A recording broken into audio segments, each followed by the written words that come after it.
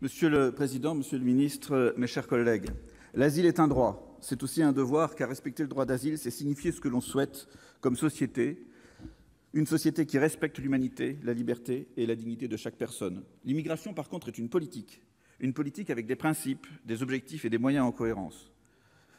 Malheureusement, de plus en plus, l'immigration n'est pas une politique, mais le moyen de faire de la politique, servant les peurs, les développant jusqu'à l'irrationnel. Dans ce jeu, certains sont actifs, développant la haine, stigmatisant les différences. D'autres sont passifs, craignant qu'une confrontation avec ce qu'ils pensent de l'opinion publique ne leur ferme la route du pouvoir. Ils illustrent ce que Solzhenitsyn avait appelé le déclin du courage. Ces deux attitudes engendrent les mêmes conséquences, une fracturation progressive de la société. Je dis cela non en ignorant les difficultés actuelles, mais en souhaitant trouver les moyens qu'elles ne se résorbent plutôt qu'elles ne s'aggravent. N'ayons pas peur, parlons d'intégration. Mais si on veut parler d'intégration, ne stigmatisons pas. Ne stigmatisons pas et ne confondons pas politique de lutte contre la fraude avec politique d'intégration. Pour être intégré lorsque nous sommes étrangers dans un pays, il faut s'y sentir bien, il ne faut pas s'y sentir différent. Je veux que mon pays réponde à cette exigence. Être attentif aux droits des personnes en situation régulière. Faire en sorte que l'OFII ait les moyens d'agir pour intégrer et faire en sorte qu'ils puissent apprendre la langue française. Veiller à ce que les files d'attente en préfecture ou les files d'attente numériques ne mettent pas des gens qui sont en situation régulière en situation irrégulière.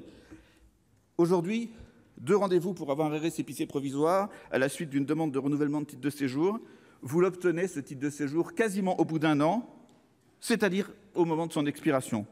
Voilà la situation actuelle. D'autres personnes sont mises en situation irrégulière simplement parce qu'ils ne peuvent pas prendre rendez-vous. Comment voulez-vous intégrer dans cette situation? Parlons des naturalisations. Vous vivez en France. Vous vous sentez bien, heureux. Vous vous sentez français, vous partagez la langue et les valeurs. Vous demandez votre naturalisation, vous voulez faire une déclaration au titre de naturalisation, au titre de nationalité, au titre du mariage. Et là, c'est la grande gifle. Vous vous rendez compte de ce que vous êtes aux yeux de l'administration. Vous vous rendez compte que vous n'êtes pas français. Au moment où vous faites cette démarche, il y a des choses à changer si l'on veut intégrer. Concernant l'asile, oui, il y a des grosses évolutions sur l'OFPRA et sur la CNDA, mais constatons la politique d'hébergement. Le dispositif national d'accueil est totalement inopérant. Alors que, entre 2012 et 2017, il y avait plus que 80% de plus de places de CADA ouvertes, sur les 3 premières années de ce quinquennat, pas plus de 8% de places de CADA ouvertes. La norme pour l'accueil des demandeurs d'asile aujourd'hui, c'est la rue. Et pas seulement pour ceux qui sont en procédure Dublin, ça existait auparavant malheureusement. Mais pour tous, comment voulez-vous, dans ces cas-là, les CADA, qui sont la seule solution pour accueillir dans le respect du droit, avec dignité, pour gérer les traumatismes, pour étudier les demandes d'asile dans des conditions correctes, pour faire face aux problèmes de maladie que souvent les personnes en demande d'asile ont. Même pas 50% des demandeurs d'asile passent par un CADA aujourd'hui. 43 000 places en CADA, 51 000 places en urgence, dont beaucoup d'enfants quand ils ne sont pas à la rue. Voilà la situation aujourd'hui. Et rien dans ce budget ne fait évoluer la situation en termes d'hébergement. Alors oui, sans hébergement, comment voulez-vous intégrer? Comment voulez-vous intégrer? Comment voulez-vous que les gens se sentent bien si on ne développe pas l'autonomie des demandeurs d'asile, si on ne leur donne pas le droit de travailler? Alors, pour tous ces sujets, je crois qu'il n'est pas possible de soutenir le budget de ce gouvernement. Cette semaine, nous avons été tous très touchés par le drame qui a touché nos armées et 13 familles françaises dans le combat pour la lutte contre le terrorisme. Nous avons besoin d'États africains forts, stables et respectueux des droits humains, et c'est le combat qu'ils mènent, que nous menons. Mais veillons à ce que jamais notre politique de laissez-passer consulaire et d'obtention des laissez-passer consulaires vis-à-vis d'États en situation plus que précaire n'aille contre ces objectifs majeurs, le seul qui vaille à long terme.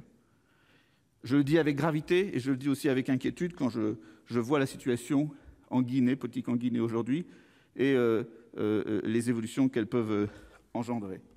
Je dois dire aussi qu'il convient de veiller à ce que dans le cadre du prochain cadre financier pluriannuel de l'Union européenne, les moyens de Frontex soient renforcés et que la participation française à cette agence soit aussi importante à la tête, mais pas seulement, avec beaucoup d'agents français. Faire en sorte que la coopération avec les pays tiers, au niveau de l'Union européenne, soit développée avec des moyens qui sont sous contrôle du Parlement européen. Ne jamais se rendre complice d'esclavagisme tel qu'on le constate parfois aujourd'hui en Libye.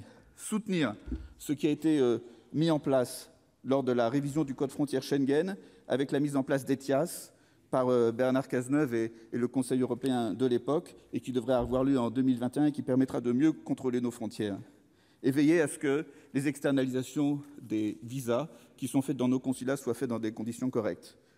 Pour les raisons que j'ai dites, l'hébergement des demandeurs d'asile totalement déficient et une intégration qui ne se fait pas parce qu'on stigmatise, nous ne pouvons pas voter, Monsieur le Ministre, ce budget qui illustre votre politique, même si nous saluons les évolutions en ce qui concerne l'OFPRA. Et je dirais, Monsieur le rapporteur, en conclusion, que nous sommes tous attachés à nos identités, mais que si on regarde l'histoire de l'humanité, les migrations sont la source de cette humanité, de l'humanité. Elles expliquent à la fois son histoire, son développement, et elles fondent nos identités à tous et nos spiritualités. Et je ne pense pas que le discours que vous avez tenu tout à l'heure était un discours digne d'un rapporteur spécial du budget.